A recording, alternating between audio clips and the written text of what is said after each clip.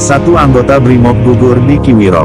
Barada Muhammad Kurniadi Sutio gugur saat baku tembak antara aparat TNI Polri dengan KKB Ngalung Kupel pimpinan Lamek Alipki di Kiwirok, Pegunungan Bintang, Minggu, tanggal 26 September tahun 2021 pukul 4.50 waktu Indonesia Timur.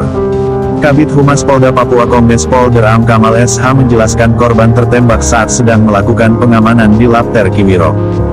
Barada Kurniadi gugur saat mengamankan Lapter Kiwirok, ujarnya di Jayapura, Minggu, tanggal 27 September tahun 2021. Jenazah almarhum Muhammad Kurniadi sudah dievakuasi ke Jayapura dan diotopsi di RS Bayangkara. Jenazah sudah dievakuasi dari Kiwirok dan akan diotopsi di RS Bayangkara, selanjutnya akan diterbangkan ke kampung halaman untuk dimakamkan, jelasnya. Barada Muhammad Kurniadi Sutio berasal Aceh di Kampung Tamiang, Kabupaten Aceh Tamiang.